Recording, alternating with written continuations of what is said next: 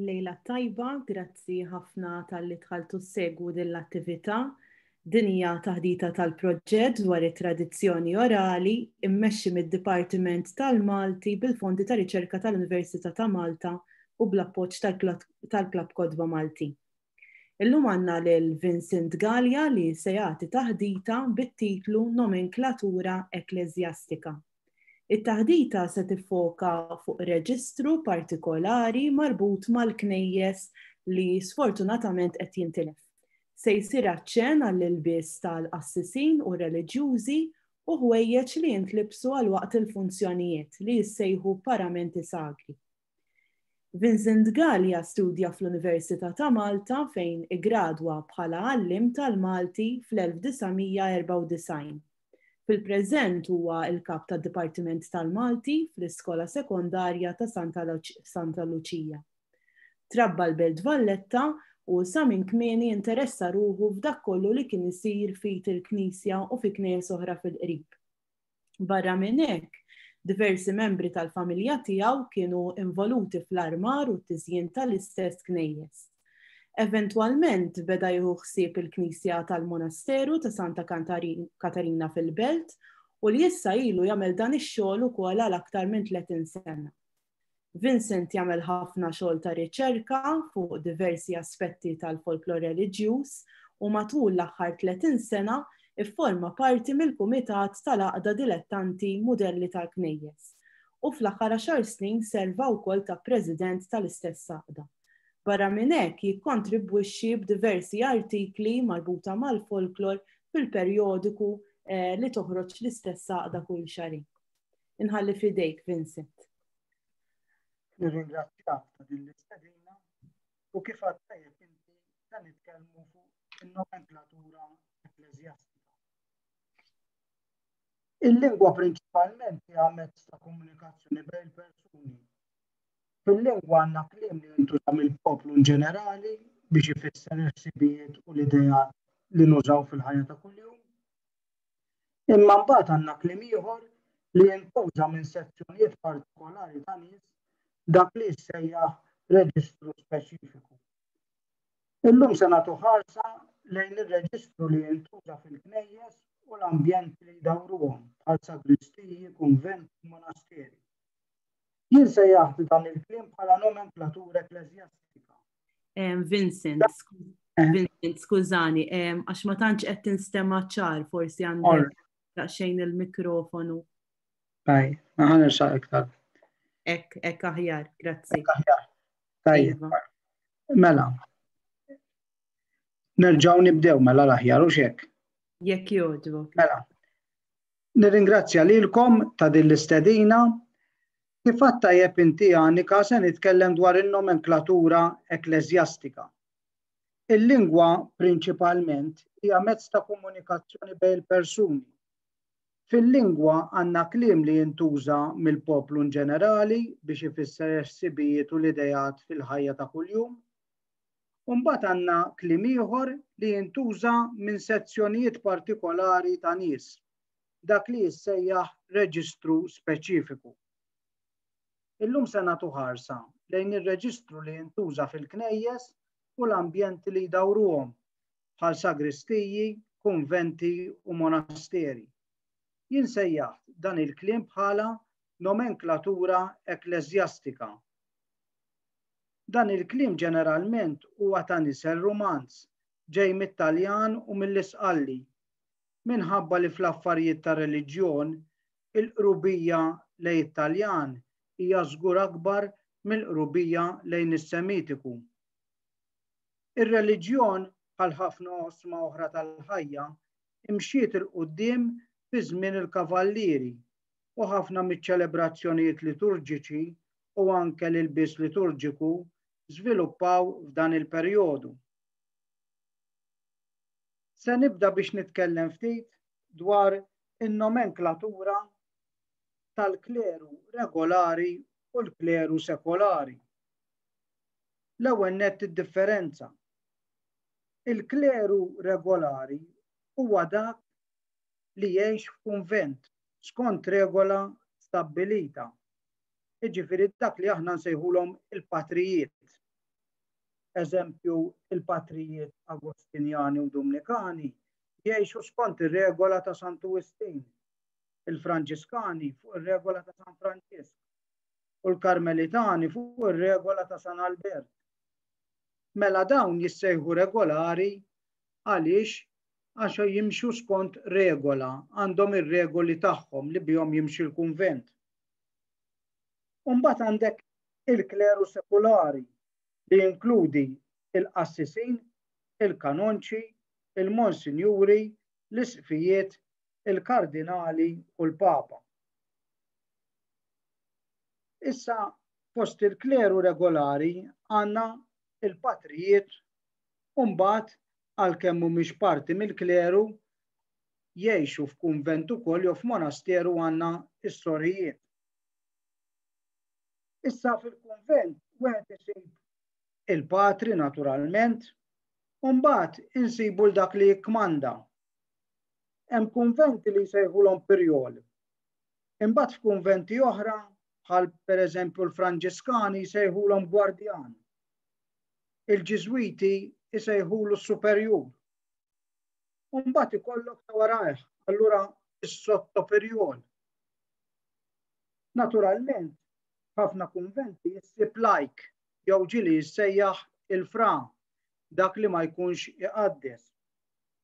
Imbagħad issib dawk li jkunu fil-formazzjoni, jiġifieri għadhom ma sarux patrijiet, allura jissej għandek il-probandi li jiġifieri jkunu fl-ewwel stadju tal-formazzjoni, ikunu għadhom kif daħlu fil-kunvent, il-prenovizzi, jiġifieri qabel jibdew in-novizzjat, in-novizzi, u mbagħad għandek l-istudenti jkunu qishom fl-aħħar fażi qabel isiru patrijiet. Naturalment, mbagħad għandek il-provinċjal, il-kelma ġejja minn provinċja, jiġifieri mhux ikun jikkmanda kunvent wieħed, imma jkun jikkmanda grupp ta' kunventi. L-ekonomu, dak li joħsib l-ekonomija tal-kunvent. Il-prokuratur, dak li joħsib il-beni kollha, jiġifieri jekk hemm xi dħul, kemm ngħidulu dħul minn proprjetà mobbli jew immobbli, eċċetera. Is-sagristan maġġur li joħsib il-Knisja u anke l-finanzi li jidħlu mill-Knisja. Għandek is-surmas tal-ajkijiet li dan illum kważi inqata' għax ħafna kunventi jekk issib għajk wieħed imma qabel meta l-ajkijiet kienu numerużi kien ikollok patri li kien inkarigat mill-ajkijiet. Is-surmas tal-novizzi li joħsib in-novizzi u r-reġġent tal-istudji, jiġifieri f'kull kunvent ikollok patri li jkun inkarigat minn l-istudju u mit-tagħlim tal-patrijiet sħabu. Minnaħa l-oħra fil-monasteru tas-sorijiet issib is-soru, u mbagħad issib min jikkmanda. Ġieli tissejjaħ superjura, f'ċerti kunventi tissejjaħ badessa u f'ċerti kunventi tissejjaħ prijura. Meta jkun hemm iktar minn kunvent wieħed tal-istess ordni, allura f'xi kunvent minnhom ikun hemm il-ġenerala dik li tikkmanda il-kunventi kollha. Il-vigarja hija dik li tassisti fit-tmexxija, u mbagħad illum inqataw qabel kien hemm il-konversi. Il-konversi kienu jkunu sorijiet li għax ma kinux ikunu jafu jaqraw bit-Taljan meta it-talb fil-monasteri kien isir bit-Taljan jew bil-Latin, kienu jidħlu bħal ajkijiet, bħal mal-ajkijiet jidħlu mal-patrijiet, ma s-sorijiet kienu jidħlu f'konversi u kienu jagħmlu ix-xogħol biex ngħidu hekk ta' strapazz fil-monasteru. Għandek il-majestra tan-novizzi, jiġifieri dik li toħsib in-novizzi, bħalma għandek is-surmas tan-novizzi fil-patrijiet, il-majestra għas-sorijiet. U mbagħad għandek id-dispensiera, din toħsib il-proviżjon fil-kunvent, jiġifieri toħsib l-ikel li jinxtara. Il-gradiera, dik li toħsib li twieġeb in-nies minn wara l-grada, speċjalment meta jkun monasteru tal-klawsura. L-infermiera li toħsib il-morda, il-bibliotekarja toħsib il-biblioteka, is-sagristana l-knisja, il-koka dik li toħsib is-sajjar, il-ħassiela li taħsel u l-purtinara. Il-purtinara mhix fis-sens ta' purtinara tal-iskola, jiġifieri li toħsib tnaddaf, imma purtinara f'kunvent hija dik li toħsib il-bieb, jiġifieri twieġeb il-bieb meta jdoq il-qampina tal-bieb jew iħabbat il-bieb. Issa tajjeb ngħidu li fil-kunvent jew fil-monasteru issib diversi kmamar, issib il-ktina u fil-monaster issib il-kuċinetta. Il-kuċinetta hija kċina żgħira dik li llum qed nużaw terminu bl-Ingliż ġieli nsejħula breakfast room, jiġifieri fejn wieħed jista' jmur jieħu xi ħaġa bejn l-ikliet.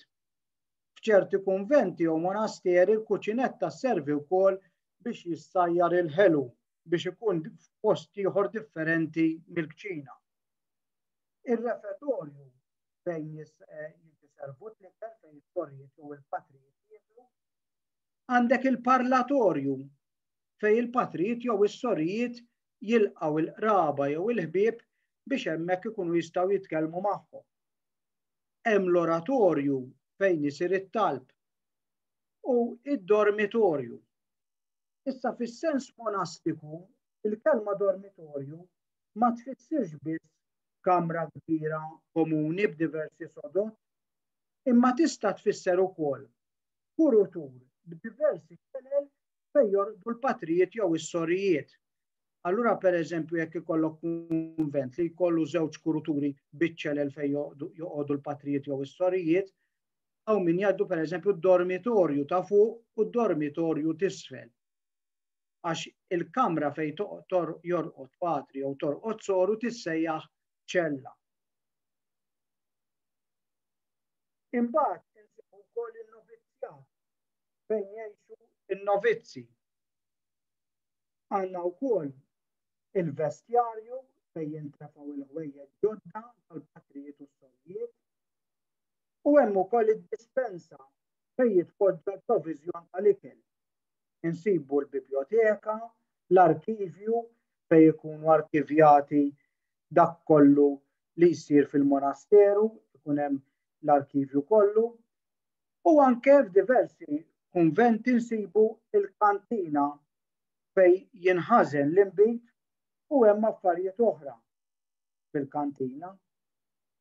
Insibu wkoll il-kannirja taħt il-knisja fejn kienu jindifnu il-mejtin u fejn barra l-oqbra tintrefa wkoll il-mejjilla. Il-mejjilla hija speċi ta' sodda li fuqha kienu jinġarru il-mejtin mill-knisja sal-kannirja qabel ma kienu użati t-twiebet. Fil-kunvent insibu naturalment il-ġnien u jkollu xi kmamar li jdawruh. Hemm il-ħwat fejn jinħassru l-ħwejjeġ u l-fuklar fejn jitallew il-ħwejjeġ fil-kaldaretti. Il-kaldaretti huma bħal borom kbar.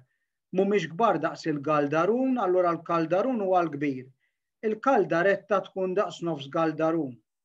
Għax fil-monasteri jinħassru mhux biss il-ħweġġ tal-patrijiet u s-sorijiet, speċjalment f'tas-sorijiet, imma ġieli jinħasslu wkoll ħwejjeġ li jieħdu n-nies bħal kunfratiji daw li jkunu mitla tal-purċissjonijiet biex jaħsluhom is-sorijiet.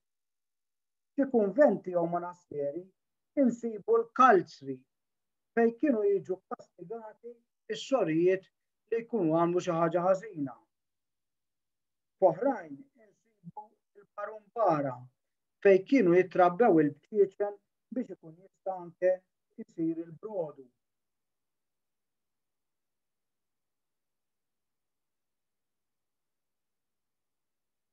Hawnhekk qed naraw il-kannirja u anke il-mejjill. Issa l-mejjill hemmhekk qed tintuża biex jinġar papa li kien miet. Dik hija speċi ta' mejjilla. Malta jeżistu tipi oħra ta' mejjilli.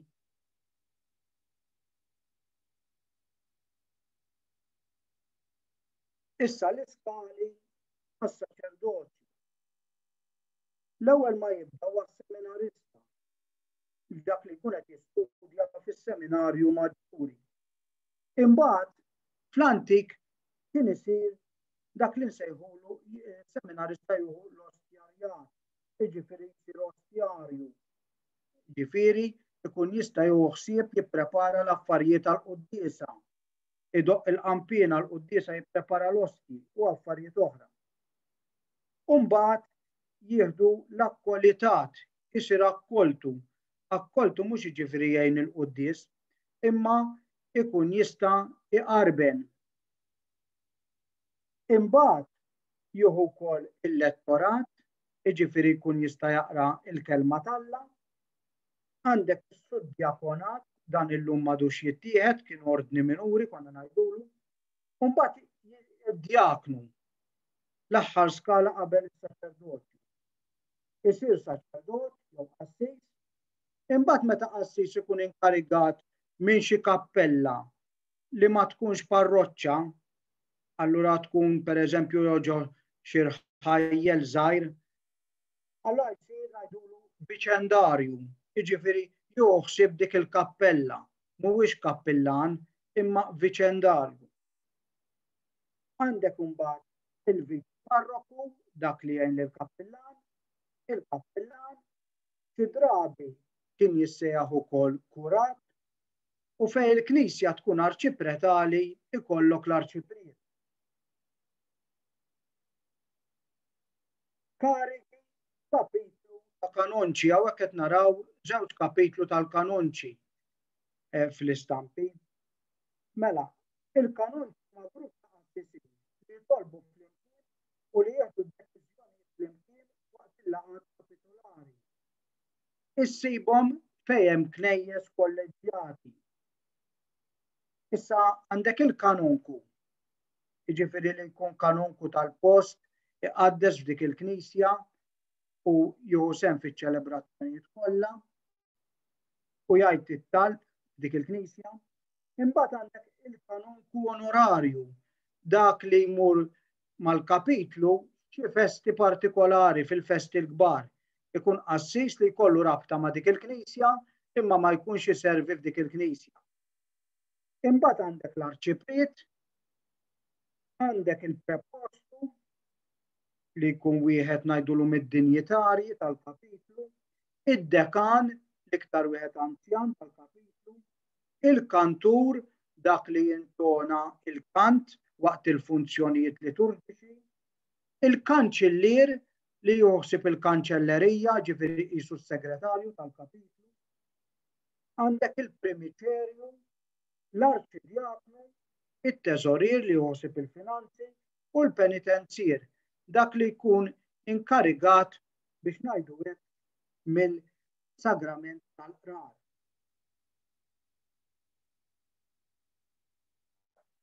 Issa għandna wkoll onorifiċenza u karigi. Il-kanonċi tal-kapitlu tal-katedral b'rispett għax huma l-iktar kapitlu anzjan ngħidulu fid-djoċesi, jissejħu Monsinjuri. Imbagħad għandek ukoll dawk li jissejħu Monsinjuri tal-Papa, jew Kamrier tal-Papa. Fil-verità da ma jkun żarru ma qatt jista' jkun da saċerdot, imma jtuħ it-titlu minħabba xi missjoni li jkun wettaq. Għandek naturalment isqof, u mbagħad it-titlu tal-isqof, imbagħad għandek min jgħinhom. Il-vigarju foranju. Vigarju foranju ġifieri ikun vigarju nkarigat minn xi ħaġa partikolari, speċjalment minn grupp ta' parroċċi. Għandek il-vigarju ġenerali li jkun qisu ta' wara l-isqof, il-provigarju, dak li qed jaġixxi minflok il-vigarju meta dan għal xi raġuni jkun assenti. Imbagħad għandek il-vigarju locum tenens, jiġifieri meta l-isqof ikun imsiefer, il-vigarju jkun qed qisu jaġixxi minflok l-isqof. Tintendi, it-titli mbagħad wara l-isqof għandek dak ta' kardinal u naturalment il-qofol jew l-aktar titlu li jkun il-Papa.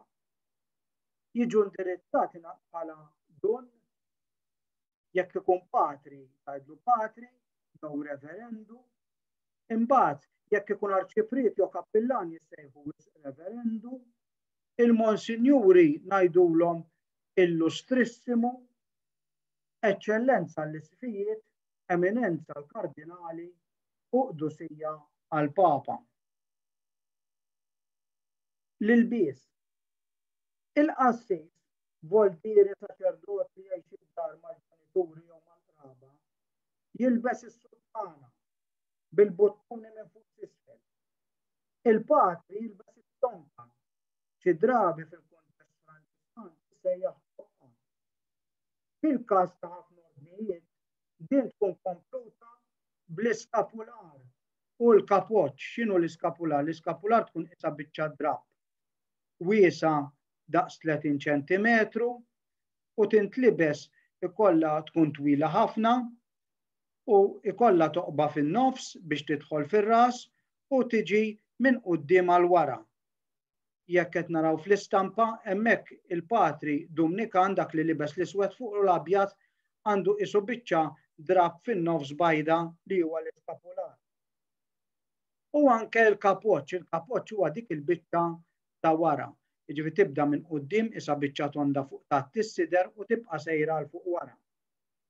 Il-kapoċ tradizzjonalment kien ifisser li dak li jkun għandu grad teoloġiku. Barra dawn id-Dumnikani u l-Karmelitani jilbsu l-kappa wkoll. Hemmhekk għandna l-istampa ta' Patri Dumnikan libes il-kappa sewda fuq it-tonka bajda. Dawn it-tonu kustat tal-qassisin l-antik kienu jkunu ta' drab Kashmir jew nofs Kashmir, drab fin li ġej mill-Indja li kien jinxtara biex jinħetu dawn il-ħwejjeġ tal-patrijiet, sorijiet u qassisin. Mal-qatt jintuża wkoll il-kurtun fil-każ tal-Franċiskani, iċ-ċintura fil-każ tal-Agostinjani. Iċ-ċintura tkun bħal ċinturin, però fuq ġenb minnhom tibqa' nieżla l-ġilda qisha ftit l-isfel mill-irkoppa. U mbagħad iċ-ċinturin normali però wiesa u l-kuruna għand id-Dumnikani. Jiġifieri kull ordni rispettiv ikollu l-mod kif jitħażżem, kif jorbot il-qatt. Fil-festi ċertu patrijiet kienu jilbsu l-manikuni imwaħħlin mat-tonka.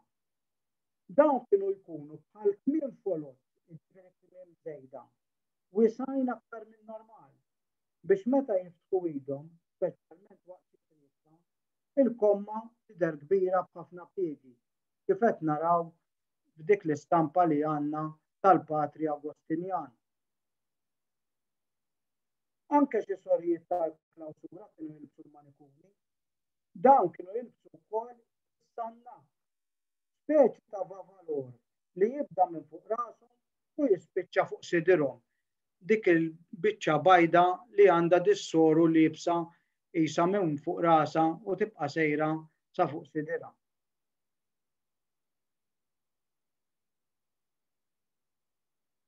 Il-qassis kien jilbes il-kappell jgħidulu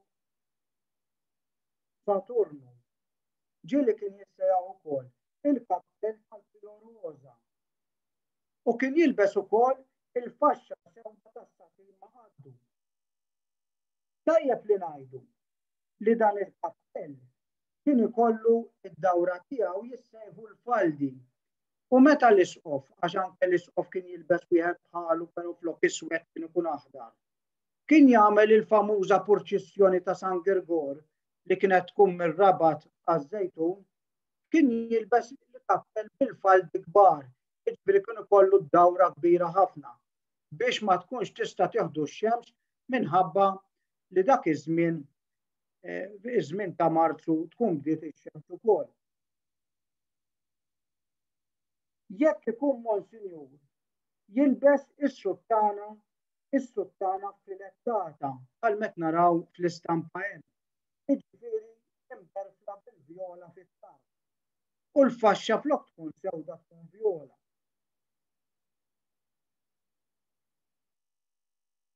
Biex iqaddes, is-saċerdot jilbes il-kamżu jew l-alba tal-bittilla jew bil-gallun. Hawnhekk qed naraw l-alba bil-gallun u l-alba bil-bittilla. Skużani, Vincent, jekk kemm jista' jkun qodda xejn mal-mikrofon għax xi kull qed jerġa' jaqtalek, grazzi. Fil-fatt kont se ngħidlek jien ukoll meta tħares kif qed tħares issa jinstema' tajjeb meta ddawwar wiċċek lejn ix-xelluk tiegħek. Grazzi ħafna, proset. Grazzi. Mela, biex iqaddes is-saċerdot jilbes il-kamżu jew l-alba tal-bizzilla jew bil-gallun. Gallun huwa dak li bl-Ingliż illum insejħulu braid. Kif qed naraw waħda mill-istampi hemmhekk. Imbagħad jilbes l-ammettu. L-ammettu jilbsu madwar unqu speċi ta' maktur kbir abjad imdawwar bil-bizzilla. Dan jintlibes biex il-kamżu jinżamm nadif u l-ammettu jixrob l-araq tal-onq. Il-patrijiet Dominikani u Karmelitani jużaw ammettu speċifiku li fuq naħa minnhom ikollu l-bizzilla għolja biex wara li jkun jilbes il-pjaneta joħorġu fuq barra biex tiġi tidher il-bizzilla. Is-saċerdot jilbes iċ-ċinglu fuq qaddu u l-istola fuq spaltu u l-pjaneta Rumana jew Gotika. Mela hemmhekk għandna l-pjaneta Rumana dik il-vjola u l-oħra l-Gotika.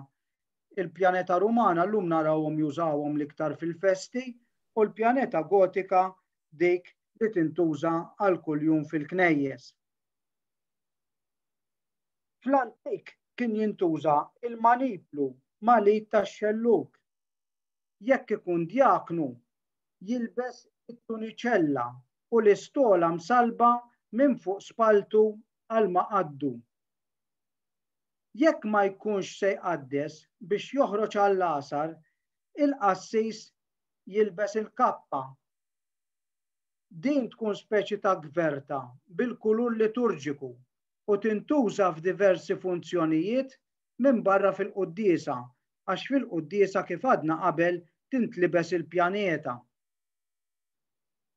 Tista' tkun bajda jew safra għal festi, ħamra għal festi tal-qaddisin li jkunu mietu martri, vjola fl-avvent fir-randan u fil-funerali, u ħadra fil-ġranet imsejħa ferjali, voldiri meta ma jkunx qed jiġi ċelebrat qaddis.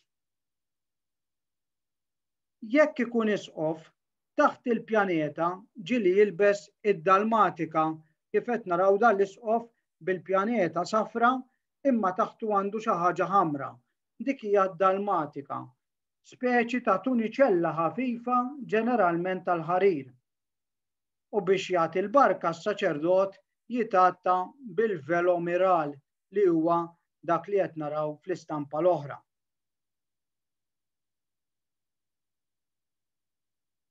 Il-qassisin jilbsu l-berettin bi-tlet ponot bħalmet naraw fl-istampa. U l-majjistri u d-dotturi, voldieri, assisin u patrijiet li jkunu akkwistaw il-maġisteru jew id-dottorat, il-berettin tagħhom ikun berba ponot. Daw jilbsu wkoll ir-rużetta, speċi ta' ċurkett bil-ħaġra fin-nofs. Il-ħaġra ġeneralment tkun b'xi simbolu reliġjuż turi wiċċ il-Madonna jew wiċċ Qaddis, għalkemm oħrajn ikollhom fossa. Il-monsinjuri jilbsu l-berettin bil-ġummina vjola kif qed naraw fl-istampa u l-isqof juża l-berettin u l-ġummina kollox vjola. Biex iqaddes fil-pontifikali, l-isqof kien jilbes il-pantoffli, speċi ta' papoċ skont il-kulur liturġiku. Il-kanonċi jilbsu l-muzzetta, il-kappa manja jew il-kuda. Il-kuda hija di li qed naraw l-istampa li għandu dak il-kardinal li qiegħed fin-nofs. Il-kappa manja tkun speċi ta' biċċa drab li ddur mal-ispalla u tagħti s-sider u tinqafel bil-buttuni minn quddiem. Jekk tkun kappa manja, meta tinfetaħ, din tagħti d-dar kollu sal-kuxtejn. Fix-xitwa, il-kanunċi jilbsu il-pelliċċa li tkun imdawra bis-suf tan-naċ. L-isqof ġieli jilbes il-pelliċċa tal-ermellin, jiġifieri dak is-suf li jkun ta' dan l-annimal tal-ermellin, jiġifieri jkun isu gris bl-abjad, ikun isu ondjat. Biex iqaddes, l-isqof jilbes il-mitra fuq rasu u s-salib pettorali fuq sidru. Dak jissejjaħ salib pettorali, dak is-salib li jkollu l-isqof meta jqaddes. Jekk ikun arċisqof, juża l-palju li tkun bħal strixxa drab bajda magħmula mis-suf tan-naċ u li tintlibes madwar l-onq. Din tingħata mill-Papa f'ċerimonja apposta bħal dik li qed naraw fl-istampa. L-abbati jilbes il-vimpa biex iżomm il-mitra jew il-baklu. Din tkun speċi ta' biċċa drab twila li ddur mal-ispallej u tibqa' nieżla sal-irkoppa biex tintuża mill-istess abbati biex jaqbad biha il-mitra jew il-baklu. Qabel jidħol għall-quddies, l-isqof kien jilbes il-firjol jew il-filjorun u xi drabi is-suttana filettata jew imberfla bl-aħmar. Il-firjol ikun qasir u l-filjorun ikun itwal. L-abbati kien jilbes id-dublet, il-kamiżetta u l-manikotti. Fl-antik lill-abbatini ma kinux jagħmluhom libsa sħiħa biex jekk jikbru ma jkollhomx iħejtu libsa oħra. Kienu jtawlu jew iqassru d-dublet skont iċ-ċirkostanza. Allura barra d-dublet kien jintlibes il-kamiżetta u l-manikotti.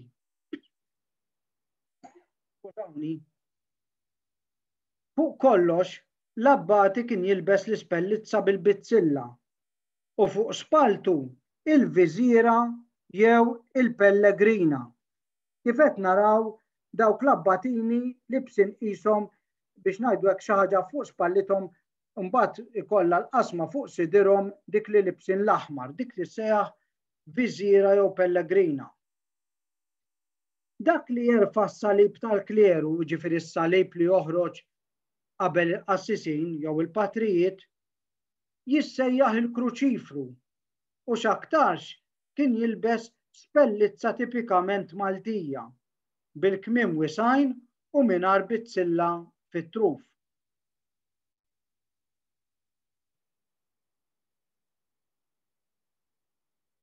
Issa ħanitkellmu naqra fuq l-apparat sagru. Il-qassis wara l-offertorju jaħslulu jdejh bil-buqar u l-baċir, voldiri, plattin kbir x'aktarx tal-fidda jew metal, u mbagħad fuqu jkollu il-lavabbu. Il-lavabbu huwa speċi ta' maktur kbir x'aktarx mitwi bil-piegi. Dan wara li jkun uża l-kalċi, jiġifieri dik it-tazza bis-sieq tal-fidda jew tal-metall, illum issib minnhom ukoll tal-fuħħar u fih jitfa' l-inbit u l-ilma mill-impulluzzi, dawn iż-żewġ buqari żgħar li jkunu għall-ilma u l-inbit ngħidulhom impulluzzi. L-ostja manja, jiġifieri l-ostja l-kbira, tinżamm fil-patena. L-patena huwa dak il-plattin ta' fuq il-kalċi li hawnhekk jidher ħdejn il-kalċi. Waqt li l-ostji żgħar jinżammu fil-pissidi. Għall-odorazzjoni tintuża l-isfera u fil-festa ta' Korpos jew fil-koranturi din titpoġġa fil-ġilandra. Il-ġilandra hija dak l-oġġett isu tron kbir li qed naraw l-istampa hekk għandna l-Knisja kolleġġjata tar-Rabat, hemmhekk qed naraw Bażilika ta' San Pawl tar-Rabat, qed naraw l-isfera fil-ġilandra. Meta tkun festa ta' Qaddis, joħorġu r-relikwa fl-ostensorju tal-fidda. Interessanti ħafna hija l-kelma ostensorju, għax fil-verità din fit-Taljan tirreferi għal dik li fil-Malti nirreferu għaliha bħala sfera. Imma fil-Malti il-kelma ostensorju bidlet it-tifsira tagħha u ħadet tifsira ta' oġġett li fih nsibu r-relikwa ta' xi qaddis. Fil-kalċi ikun hemm il-purifikatur maktur abjad mitwi f'erba'. Hawnhekk qed naraw fl-istampa r-relikwa u dak li se ngħidu fuq is-soprakalli. Il-qassis ikun jista' jippurifika wara li jkun xorob id-dem ta' Kristu, jiġifieri jippurifika il-aħlaħ il-kalċi bl-ilma. Fuq il-kalċi kun hemm is-suprakalċi. Fl-antik din kienet tkun skont il-kulur liturġiku u r-rakmata kif qed naraw fl-istampa. Imma llum din tkun biċċa drab ħajta mistejja tidrab ir-rakmata jew impittra. Fuq il-kalċi titpoġġa l-patena u fuq kollox ikun hemm il-palla. Tkun bħal kartuna miksija bid-drab u bil-gallun tad-deb. Meta jibqa' l-ostji fil-pissidi, dan jitatta bis-suprapissidi u jitqiegħed fit-tabernaklu. Is-suprapissidi huwa dan li qed naraw fir-ritratt li jagħti l-pissidi għalhekk soprapissidi. Wara tqarbin il-qassis jaħsel idu fil-lavadita li tkun speċi ta' suppiera, żgħira, kultant blatu, kultant le, taċ-ċaqquf tal-ħġieġ jew anke tal-metall jew tal-fidda.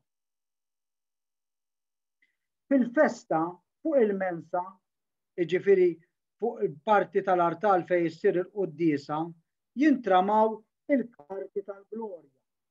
Daw fl-antik kienu jkunu kuljum fuq l-artal u fuqhom kien ikun hemm miktub xi talb li jingħat mis-saċerdot waqt kull quddiesa. Ma rridux ninsew li qabel l-istampar ma kienx faċli, allura xi talb li kien jintuża dejjem fil-quddies kien jitpoġġa f'dawn it-tlet inkwadri biex il-kitba tkun tista' tkun protetta bil-ħġieġ u hekk il-paġni ta' ġol messall ma jitqabrux. Meta jqaddes l-isqof jużaw il-buġija, jiġifieri dik il-gandlier bil-manku biex tifhemu.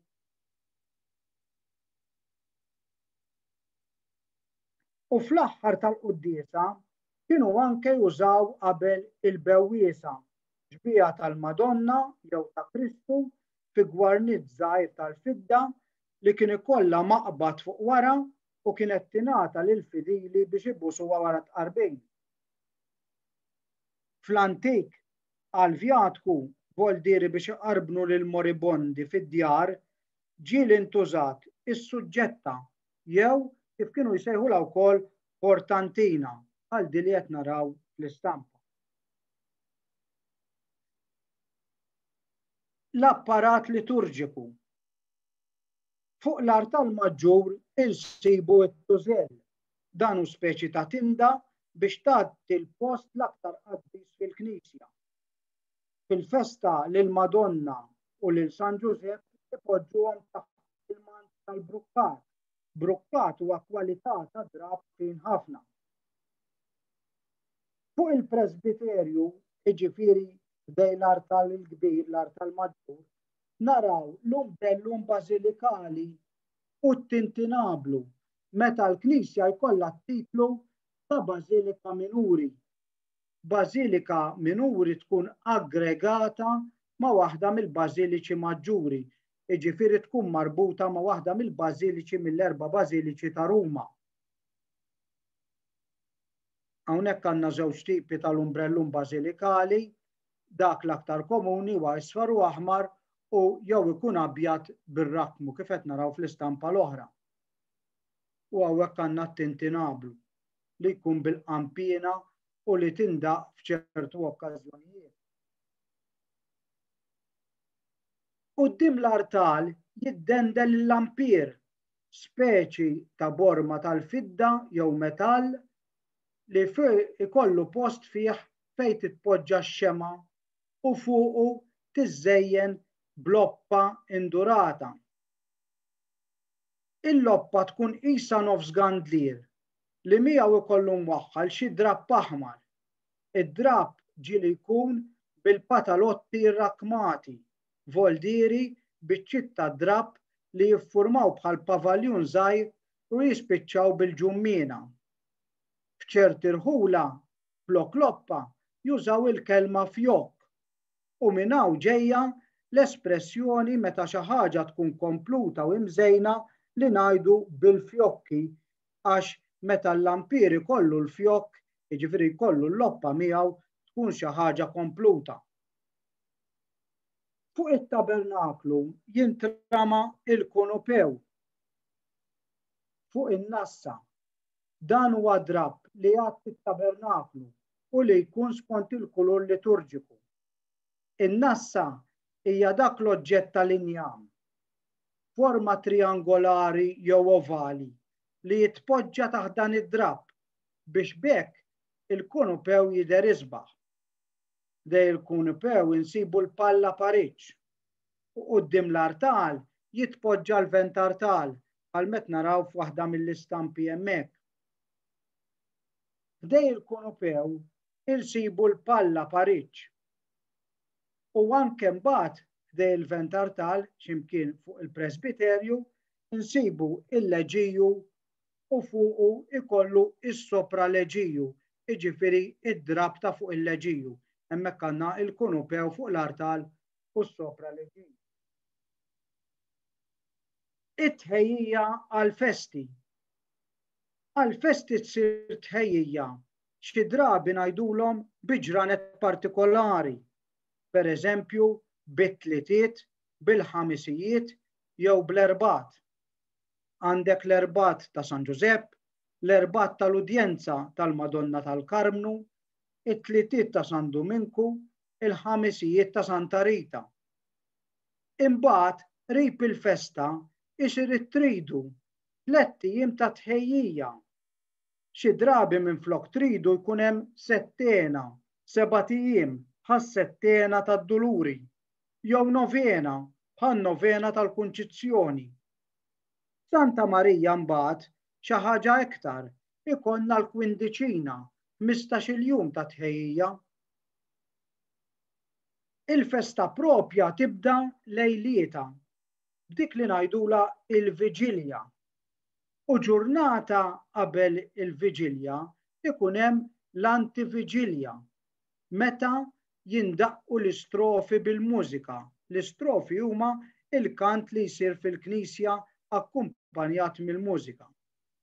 Lejlet il-festa issir it-transulazzjoni meta r-relikwa tittieħed minn fuq artal għall-artal maġġur jew minn xi kappella għal ġol Knisja prinċipali. Tindaq l-antifona li hija parti integrali mill-festa Maltija. Din ġieli tissejjaħ ukoll mutett. Nhar il-festa l-isqof jagħmel il-pontifikal, il-quddiesa prinċipali, u xi oratur jagħmel il-paniġierku. Il-festi l-kbar ikollhom l-ottava. Din tfisser li festa iddum sejra 8 ijiem. Qabel konna nagħmlu l-ottava ta' Korpos, l-ottava ta' Pentekoste u l-ottava ta' Santa Marija. Illum il-Knisja żammet biss 2 ottavi, l-ottava tal-Għid u l-ottava tal-Milied. Għall-erwieħ ġieli flok quddiesa nagħmlu settenarju l San Nikola ta' Tolentino li jfisser 7 ijiem quddies wara xulxin. Min ikun irid ġieli jagħmel xahar Gregorjan li tfisser xahar quddies waħda kuljum. Dan ix-xahar Gregorjan kien bidbdija din id-devozzjoni San Girgor il-Kbir. Kif qed naraw fl-istampa hemmhekk San Nikola u San Girgor. Il-kotba liturġiċi biex iqaddes kemm kantat u kemm lett, meta ngħidu jqaddes kantat jiġifieri qed iqaddes solenni. Il-qassis juża l-messall u l-abbati jsegwi minn fuq il-messalin, jiġifieri messal żgħir. Il-lezzjoni tinqara mill-lezzjonarju u t-talb mill-ktieb tal-preċi ġejja mill-kelma preċe talba. Għall-antifoni jintuża l-antifonarju. Ir-ritwal jintuża għad-derik tal-affarijiet u l-ordo biex ifissirlek il-liturġija tal-ġurnata jum wara l-ieħor. Fil-kor wieħed isib il-libruni biex minn fuqhom jitkantaw l-innijiet. Fl-antik ma setawx l-istampar ma kienx faċli kif ġadna u ma setawx jagħmlu ktieb għal kull qassis li kien ikun hemm, alla kien jagħmlu ktieb kbir li jissejjaħ librun biex minn fuq jaraw kollha dawk li jkunu fil-kor ikun fuq leġiju kbir f'nofs il-kor. Il-kor voldir it-talb u l-kant tas-salmi imexxih l-ebdromadarju u l-antifni jgħiduhom l-antifonari. L-innijiet jinturhom il-kantur bil-virga fuq spaltu. Fejn hemm il-kapitlu ma ġenbu ġieli jkun hemm il-mazzier bil-mazza fuq spaltu. L-orarju tat-talb. It-talb jew l-uffizzju jingħat mill-brevjar. Filgħodu kmieni jingħat il-matutin. Ġieli jsejjaħ uffiċċju tal-qari. Wara jingħat il-lawdi. Ġieli nsejħulu tifħir ta' sbieħ il-jum. Imbagħad tingħat it-terza jew tad-disa għax kont id-drawwa l-udija il-ħin jibda jitkejjel minn xejn titla' x-xemx. Allura għall-ħabta tad-disa tkun it-tielet siegħa. F'nofsinhar tingħat seksta voldir it-talba tas-sitt siegħa u fit-tlieta tingħat nona it-talba tad-disa siegħa.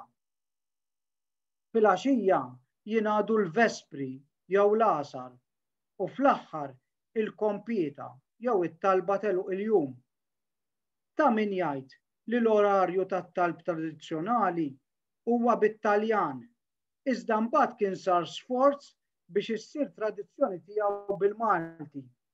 Naturalment minħabba li l-ambjent ekklesjastiku huwa wieħed Ittaljanizzat, it-tradizzjoni Maltija propja donna qatt ma qabdet l-art u r-reliġjużi u l-qassisin baqgħu jirreferu għalihom bil-kelma li ġejja mit-Taljan. It-qassim tal-Knisja. Il-Knisja jkollha l-paviment, ġifieri l-art, ma ngħidux l-art tal-Knisja ngħidu paviment. Il-korsija, l-parti tan-nofs, u n-navi, il-ġnub. Il-kappelluni, ġifieri dawk li jkunu viċin l-art tal-Maġġur u li jkunu kappelli ftit kbar. Il-kappelli żgħar u l-kor fuq wara tal-art tal-Maġġur. Mill-art titla' it-soklatura. Ikollok il-pilastri, il-kontrapilastri, ġifieri pilastri ftit iżgħar, il-fondijiet, ġifieri l-partijiet ta' bej il-pilastri, il-kolonni tondi jew nofstont, il-kapitelli, dak id-dekorazzjoni fil-ġebla li tkun ta' xi ordni, pereżempju ordni kompost jew ordni doriku. Għandek l-arkati, il-kontraċinta, il-fris li jitatta wkoll bid-damask fil-festa, iċ-ċinta u mbagħad fuq iċ-ċinta issib is-sekond ordni u fl-aħħar is-saqaf, ġeneralment troll. Insibu l-arzella prinċipali jew l-abside, jiġifieri dik li jkun hemm wara l-artal li tkun qisha tasal sas-saqaf minn fuq iċ-ċinta sas-saqaf. Imbagħad għandek ukoll il-lunetti jew pendenti li nsibuhom taħt il-koppla, jiġifieri dawk li jkunu qishom triangli. il-koppla jkun fiha iċ-ċinta, imbagħad fuq iċ-ċinta jitla' tambur, dik il-parti li jkollha twieqi. Għandek l-iskutella, il-parti li tkun magħluqa kollha bil-ġebel u x'aktarx bil-pittura. Għandek lanterna, il-parti ta' fuq bit-twieqi bejn il-pilastri. Il-koppletti żgħar, jiġifieri dawk il-koppli żgħar li jkun hemm fil-ġnub tal-Knisja, ma jkollhomx tambur, jiġifieri ma jkollhomx twieqi isfel fil-parti t'isfel, imma skutella u lanterna bit-twieqi fuq. Mal-pilastri tal-Knisja jew mal-kolonni insibu slaleb tal-konsagrazzjoni u mal-kontrapilastri il-kwadri tal-Via Sagra.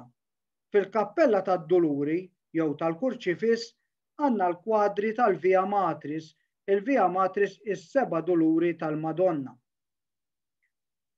Fuq barra nsibu l-faċċata bil-kampnari, il-frontuspizju, il-parti tan-nofs, iċ-ċinta, il-pilastri, it-twieqi, niċċet, il-bib maġġur u l-bibien tal-ġnub.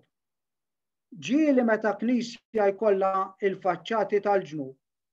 F'xi faċċata minnhom issib xi bieb ieħor għall-Knisja li popolarment ġieli jissejjaħ il-bib il-fals. It-tamir tal-Knisja. Il-kwadri fil-Knisja ikunu fi prospettiva, ġifieri mdawrin b'xi skultura magħmula b'disinji tal-pasta jew tal-irħam.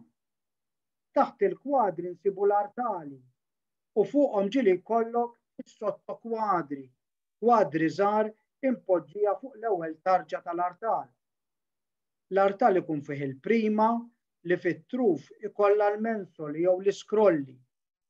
Imbagħad ikun fih is-sekonda u fl-aħħar it-tieni tarġa u fl-aħħar il-mensa fejn fl-antik kienet issir il-quddies għax illum il-quddies issir fuq dik li tissejjaħ l-art tal-mejda. Taħt il-mensa ikun hemm xi korposant li jkun biex ngħidu hekk xi qaddis magħmul mill-kartapesta jew mill-fidda x'aktarx f'pożizzjoni bil-qiegħda u li f'partijiet minn ġismu ikollu toqob bir-relikwi fihom. Il-mensa fuqha ikollha rħama tal-konsagrazzjoni u taħta jkollha xi għadam tal-qaddisin. Il-mensa titatta bid-dvalja li ġieli nsejħula terħa, xi drabi tkun tal-bizzilla, tkun tista' tkun bizzilla tal-balla, ġifieri bizzilla ta' Malta li tinħadem fuq balla, jew blaġġorn, jiġifieri mid-drab stess tat-terħa jisiltu u joħolqu xi disinji. U fuqha jkun hemm is-sopradvalja jew sopraterħa, xi drabi rrakkmata jew tal-lampassu. Lampassu ġifieri kwalità ta' drab li jintuża fil-knejjes. Meta tkun se ssir il-quddiesa, jinfetaħ il-korporal irrakkmat. Skużi, il-korporal illamtat. Dan ikun speċi ta' maktur abjad. Da żmien anke jkollu ġieli xi disinji irrakkmati fuqu. Fuq l-artal, fuq il-prima, jiġifieri l-ewwel tarġa ta' fuq, jintramaw il-gandlieri tal-ram, jew tal-injam indurat, jew tal-metall, jew tal-fidda. Biex xema fihom, iżda ix-xema tkun minn barra biss, u mbagħad ġo fiha ikollha toqba li tidħol molla b'xema, jew kartoċ mimli biż-żejt u mbagħad jinxtal u. Bejn il-gandlieri jintrama l-appostolat, jiġifieri s-sett tal-Apostli. Imbagħad fis-sekonda bejn il-gandlieri jintramaw il-gastri tal-alabastru jew tal-fidda. Gastri ġifieri bażuni alabastru huwa materjal tal-irħam infarrak jew tal-fidda. U fihom ikollok fjuretti magħmulin jew miċ-ċarruta, jew tax-xinilja, jew tal-granutell. Fuq il-mensa jintramaw it-torċetti li jqattru fil-paraċeri. Issa din il-kelma paraċeri Illum ħafna jgħiduha paraċeli, jiġifieri tħassret, però l-oriġinal kienet paraċeri, jiġifieri qed jilqgħu iċ-ċera, qed jilqgħu ix-xema. Quddiem il-mensa jintrama il-ventartal jew ġieli jissejjaħ paljott fi gwarniċċa ndurata. Ġieli il-ventartal ikun tal-fidda jew metall maħsul bil-fidda. Quddiem l-art tal-maġġur jew fil-kappella tas-sagrament ikun hemm il-kanċell tal-irħam bil-balavostri u madwar il-knisja naraw xi medaljuni b'xi basso riljevi jew alto riljevi ta' profeti u qaddisin. Fil-knisja insibu l-presbiterju fejn fuq insibu l-art tal-maġġur, l-art tal-mejda, il-leġiju, is-sedja tal-qassis u l-banketti għall-abbatini, l-ambone u l-gradenzini. Fil-kor insibu l-istalel, boldiri, dawk is-sedji li jkunu diviżi minn xulxin. Waħda tkun speċjali għall-arċisqof, waqt li l-oħra tintuża għall-arċipriet. Fil-knisja nsibu l-battisteru fejn jitqiegħed l-ilma tal-Mammudija, il-fonti tal-ilma mbierek, il-konfessinarju, il-pulptu. U fl-antik kellek is-siġġijiet tas-soda. Fil-kappella tas-sagrament insibu l-ġenokjaturi. U f'korpos il-baldakkin armat flimkien mal-umbrellina, l-umbrella li tintuża biex jitgħat tas-sagrament. Fil-festa lill-isqof jarmaw l-tron bi-tlet tarġiet u ċ-ċelu fuq rasu u l-purtira fuq wara. Madankollu xi drabi il-dażmien l-isqof qed ipoġġi fuq il-faldistorju li tkun speċi ta' banketta li jkollha wkoll il-post fejn poġġi jdejh, ngħidulhom il-manikli. Lill-isqof fil-funzjoni kienu jrewħulu bil-flabbelli, bir-rix tan-nama. Imbagħad kif qed naraw fl-istampa l-flabbelli. U mbagħad lill-Papa kienu wkoll iġorruh fis-sedja testatorja.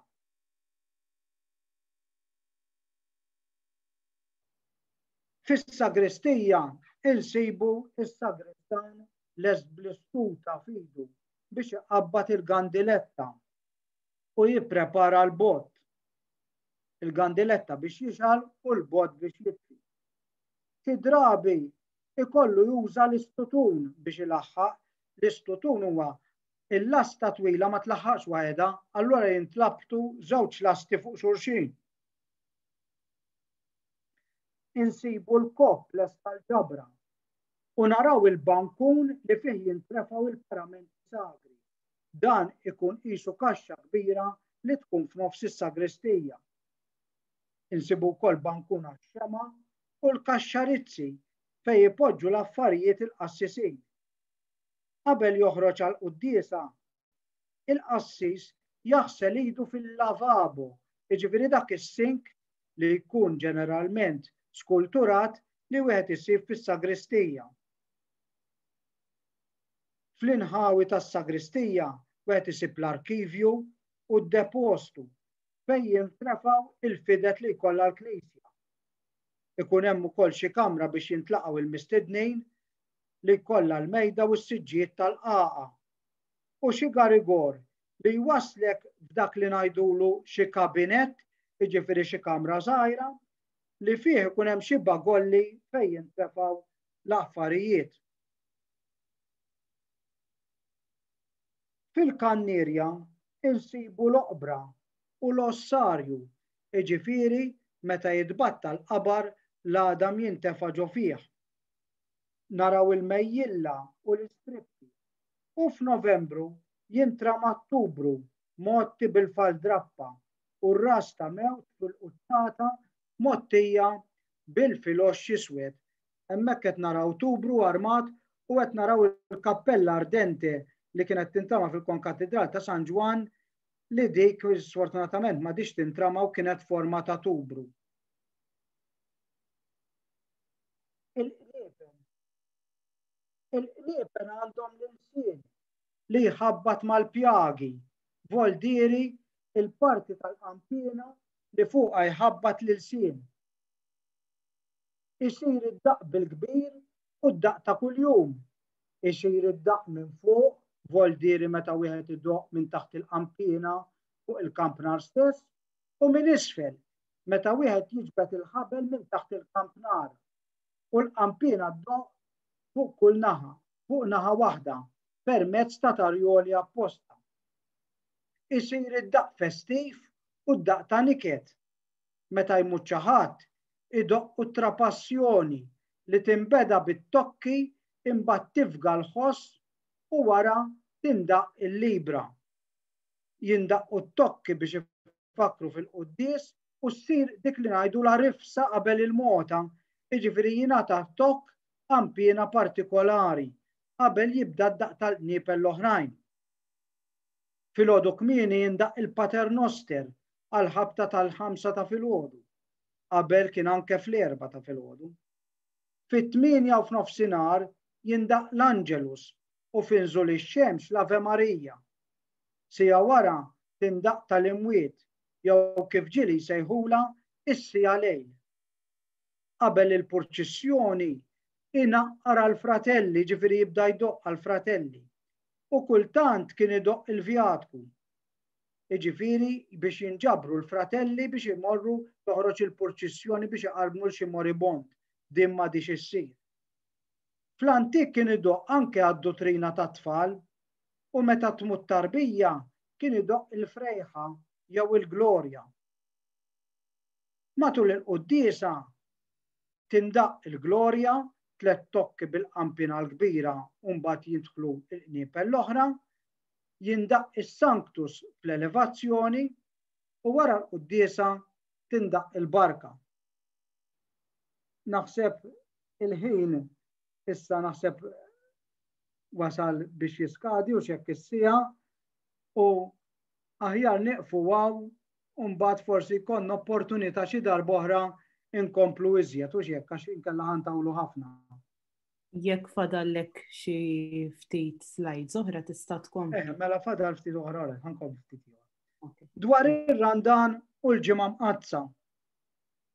Fir-randan isiru l-eżerċizzi u l-predikatur qabel kien jippredika fuq palka apposta bil-qiegħda wara tavolina, jiġifieri mejda żgħira, miksija bid-dvalja ħadra u b'kurti fisbir warajh.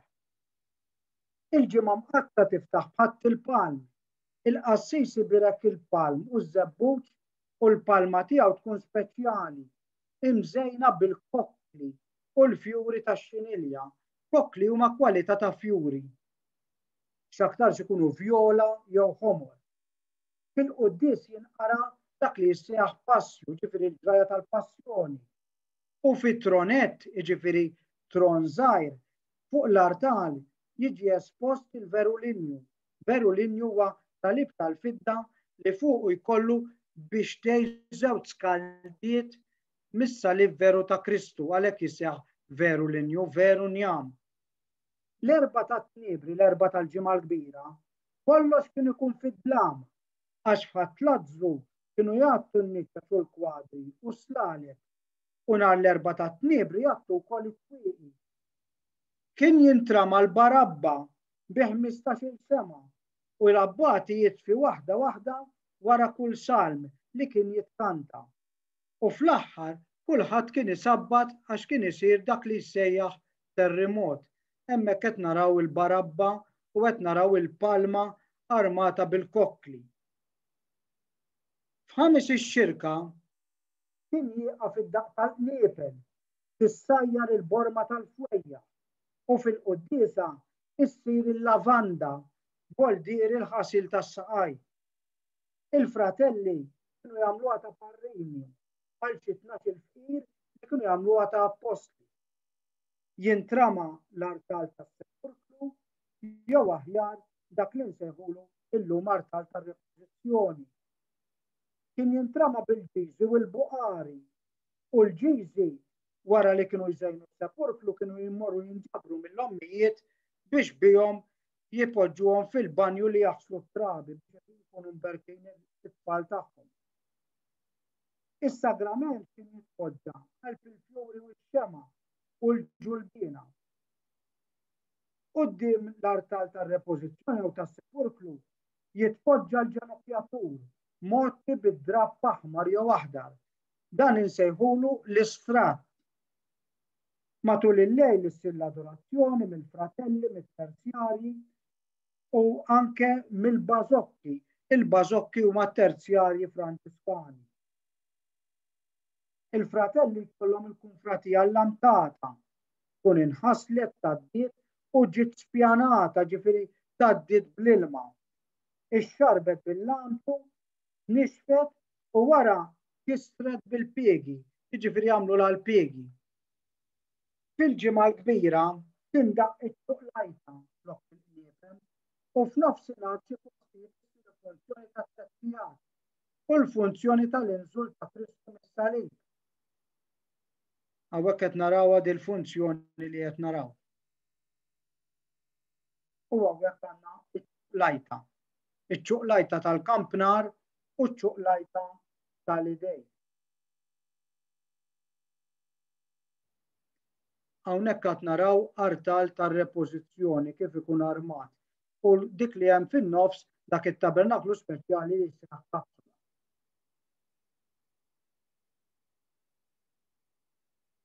Fil-għaxija nhar il-ġimgħa kbira toħroġ il-proċessjoni bl-istandard quddiem bil-kannoli tal-fidda. Kannoli mhuwiex kannoli li nieklu, imma l-partijiet tal-fidda li jkollha l-asta tal-istandard ikunu forma ta' kannola la jsejħu kannoli. Fuq l-istandard ikollu l-kruċetta, ġifieri l-parti tas-salib. Joħorġu lanterni, ġifieri l-fanali u s-salib tal-fratelli. Is-sultantina speċi tal-asta imma daqs erba' piedi li tkun ġeneralment tal-fidda u jkollha sistema fil-quċċata. Ir-rettur jilbes il-medalja fuq sidru. Fil-kottonera minflok l-istatwa tal-marbut jsejħulha l-kolonna. Flok l-eċċejomo jsejħulu l-porpra. Ir-redentur f'xi postijiet isejħulu l-immobbi. U l-istatwa ta' Kristu mejjed ġeneralment nirreferu għaliha bħala l-monument. Il-vari jintrefgħu fuq 3, 4 jew 5 bsatel u jkun hemm il-forċina għal meta r-reffija jridu jistrieħu. Il-vari tal-ġimgħa l-kbira ma jkollhomx pedestal, jiġifieri dik il-parti tad-deb jew tal-fidda, imma jkollhom l-istatwa mwaħħla mal-bradella. Jiġifieri dik il-parti li jerfgħu minn fuqha ir-reffija. Fil-Knisja mbagħad il-bradella titpoġġa fuq il-bankun, dik il-kaxxa kbira li jkun hemm taħt nett. Sibt il-glorja jitbierek il-tandun u fih jitwaħħlu l-pjagi tal-inċens kif qed naraw fl-istampa hemmhekk. Jitbierek il-faħam fil-kenur u jitpoġġa fiċ-ċansier. Iżidulu l-inċens minn navetta. U jikkanta l-exultet. L-exultet jiġifieri it-tħabbira tal-għajt. Fil-funzjoni jitbierek l-ilma fid-dorga, reċipjent tal-fuħħar li kien jintuża fl-antik għal-ħażna tal-ilma. U wara ċ-ċerimonjier dak li jkun qed jgħin fiċ-ċerimonji, ipoġġi l-ilma fis-satla. Dik li biex iċ-ċelebrant ikun jista' jbierek in-nies bla asperġis. Jiġifieri dik li jkollu f'idu l-qassi meta jbierek. In-nies ġieli jbaħħru, jiġifieri iqabdu l-weraq taż-żebbuġ nieċef tas-sena ta' qabel f'dan il-jum biex hekk ikeċċu l-ispirti ħżiena. Mela nieqfu hawn għallum? Dewwimtkom ftit. Tajjeb, proset ħafna Vincent. Forsi inħallu ftit ħin għall-mistoqsijiet ukoll.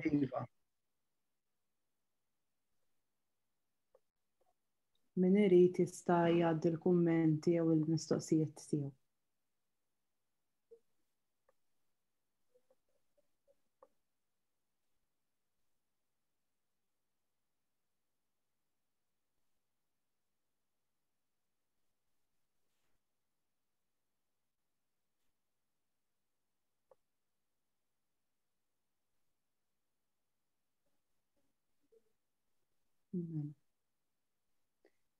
Josef Trapan jixtieq jikkummenta jew jistaqsi xi mistoqsija kemm tneħħi daqsxejn. Grazzi Janika u Adrian, il-proċess tas-sew, Vincent, vera ħadd pjaċir nisma'. Li rrid nagħmel mistoqsija żgħira kif l-ewwel vera impressjonanti l-erf tiegħek dal-qasam u kif ippreżent ġifieri kemm li laqatli mhux ħaġa bżonn komplimenti tiegħi, ma mhux kemm taf imma kemm ippreżentajthom b'mod sistematiku, ġifieri kien hemm ħafna temi fil-preżentazzjoni, dik oġbitni ħafna. Li rrid tinstaqsi jew nikkummenta u ma nafx hekk mhux eżatt mas-suġġett tal-lum. Ovvjament kif qatt int stess il-kliem f'dan il-reġistru huwa kważi kollu mit-Taljan. U xek, jew inkella mill-Latin, prinċipalment mit-Taljan.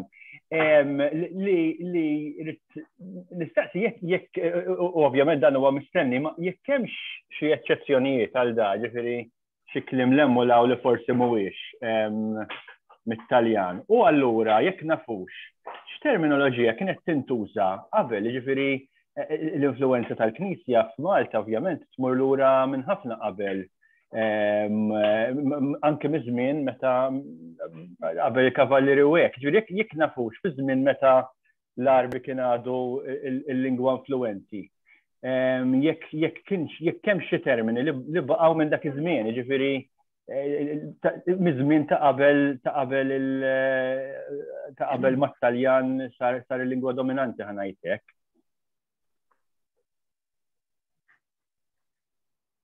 Eżattament ma nistax ngħidlek, però xi kliem li ġej mill-Arbi għandna mis-Semitiku, pereżempju il-kelma quddiesa mis-Semitiku għandek ħafna mis-sagramenti mammudija, rar, qarbin, ġifieri żwieġ, dawk kollha ġejjin mis-Semitiku, ġifieri il-bażiku naħseb huwa Semitiku. Imma mbagħad fejn daħalna fid-dettall, naħseb iktar daħal ir-romanz It-Taljan. Ma għamilt l-ebda studju jien fuq hekk, ta' ġifieri qed nwieġeb kif qed jiġi f'moħħi dal-ħin, però jiġifieri dak li naħseb jien li l-affarijiet żviluppaw, iċ-ċerimonji żviluppaw l-iktar fi żmien il-kavallieri. Ma ninsewx li kien żmien tal-Konċilju ta' Trentu meta l-affarijiet kellek il-kontrariforma fil-Knisja, jiġifieri l-Knisja ridet turi aktar solennità biex tisħaq li hija l-vera Knisja ta' Kristu. Allura naħseb li dak li ġara, ġifieri ħabba li żviluppaw iċ-ċerimonji għal ħafna mill-kliem assoċjat maċ-ċerimonji mhux il-bażiku, il-bażiku jista' jkun li għad għandna kliem mill-Arbi kif qed ngħidlek, imma imbagħad iċ-ċerimonjal kollu daħal mit-Taljan milli nista' nara jien ġifieri. Tagħmel ħafna sens din naħseb fil-fatt xiġri b'ħafna mill-bqija tal-lingwa hekk il-bażi hija Semitiku, eżempju l-ħobża, imma mbagħad it-tifet ħobża mit-Taljan u bil-Ingliż u l-bqija. Imma vera interessanti li l-sagramenti ħafna minnhom huma mill-Arbi, għażiet f'moħħi. Ma nafx il-kelma qassis jekk nafux jekk hijiex mill-Arbi wkoll jew mill-Latin. Ma nafx imma eżattament ma nafx, però la għandek littra ġeneralment ma tkunx kelma li ġejja mit-Taljan, ġifieri fejn għandek però ma nafx eżatt ġifieri xi ngħidlek, ma nistax inwieġbek fuq. Grazzi ħafna, proċess tas-sew ħadd biex nisimgħu. Grazzi lilek. Vincent, apparti li għandek ħafna kummenti sbieħ fuq il-paġna ta' Facebook u anka fuq Zoom, Mary Rose Mifsud saqsiet jekk dan il-materjal hux aċċessibbli b'xi mod. Il-materjal li jingħat matul it-taħdita qed nirrikordjaw għat-taħdita jiġifieri se jkun aċċessibbli imma ma nafx inti forsi ġielix ktibt xi artikli dwar dan il-qasam forsi tista' tikkummenta. Le, it-taħdita ġifieri għamilta speċifikament għallum, ġifieri tismaħħa tista' u hekk, ġifieri jien ġeneralment kif għadt inti fil-bidu għandna l-fuljet tal-għaqda tal-Knisja tiegħi tal-għaqdi dilettanti model ta' knies u nikkontribwixxu wkoll mhix eżattament kif għadna di taħdita però b'diversi modi u artikli ta' folklor reliġjuż iktar. Grazzi. La darba, l-għonet proset ta' Sovens, ħadd pjaċir ħafna nisimek, tajt li nifsi bil-vokabolarju kollu u bl-arfin intuittiv ħafna, dettaljati manki intuittiv ħafna, naturali ħafna tijak. Is-soltu ngħidu lill-qassisin, proset li nisġu paniġirku. Naħseb li Vince irnexxielu jinseċ il-suġġett kollu b'mod tajjeb ħafna, proset Vince, għandna pjaċir nisimgħu. Rid ngħid ukoll la semma l-punt Assis fil-fatt ġejja mill-Arbi, għalmenu skont Aquilina ġejja mill-Arbi. Rid insaqsik, Vince, jista' jkun li tlift kena problema bil-kollegament biż-Zoom. Allora jista' jkun li tlift dik il-parti. Imma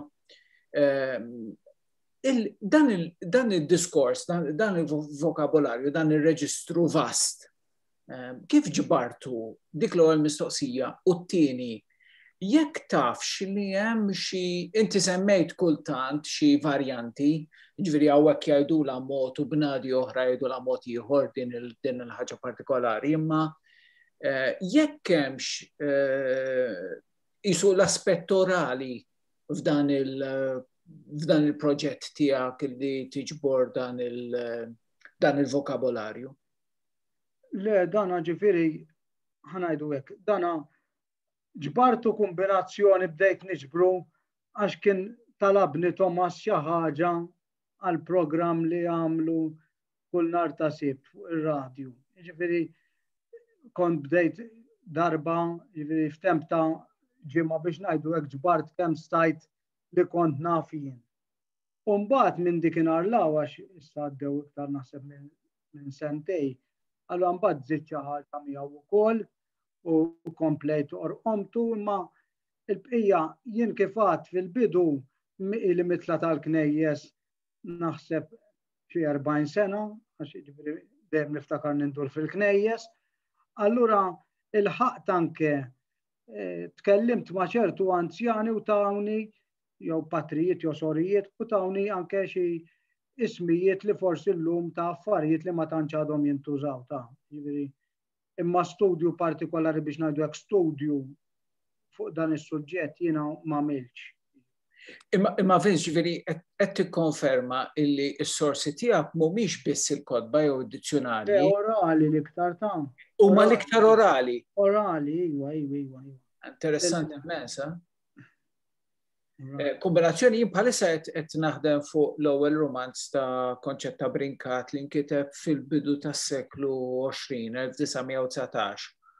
U ċerta terminoloġija speċjalment tal-ilbiesi bħal gallun u kuda u mbrokkar u dat tip ta' diskors issibu anki fil-romanz tagħha l-Familja de Valere, naturalment mhux fil-kuntest reliġjuż irid ngħid. Dan kien drab li jiddeħħal kollox, però mbagħad baqa' l-iktar assoċjat mal-Knisja isa l-Knisja dejjem timxi isa bil-pass iktar kajma mis-soċjetà. Alla waqt li dak il-kliem jinqata' mill-użu tas-soċjetà għax forsi id-drab ma jibqax moda, għall-Knisja jibqa' moda x'qisu il-Knisja ma timxiex eżatt mal-pass tan-nies, dejjem qiegħda pass lura biex niftiehmu. Mingħajr ma nitfadel fuq il-Knisja, ġifieri fit-tradizzjoni qed ngħid tajjin. Fl-istess ħin hija rikkezza kbira ħafna. Għax għajna nistgħu ġifieri ikonna anke kif kienu jitkellmu forsi biex ngħidu hekk ftit lemminna qabilna u x'hekk, ġifieri għajna nistgħu nwasslu dan patrimonju lingwistiku nistgħu nsejħulu.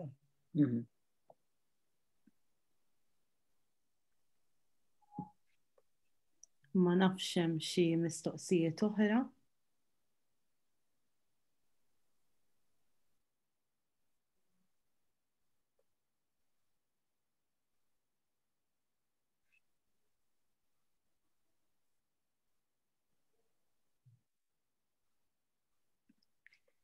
Tajjeb, mela naħseb li nistgħu nagħlqu grazzi ħafna u proset. Ringrazzjakom mill-ġdid ta' din l-opportunità.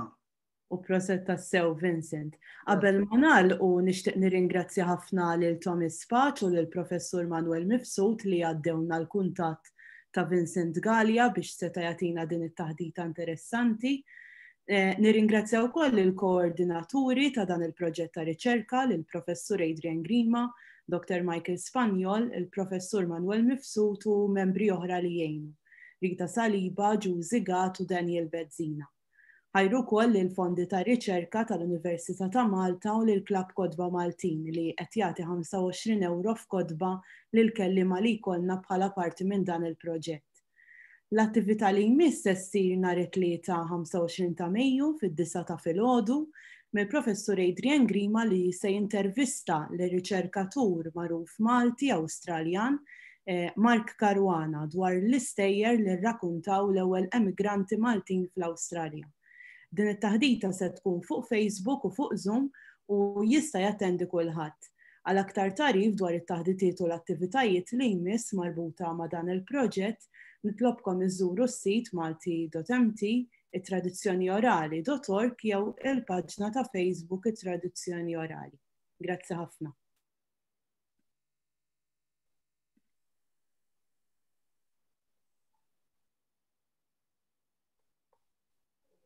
Grazzi Vincent. Grazzi ħafna, grazzi. Proset Vincent. Grazzi.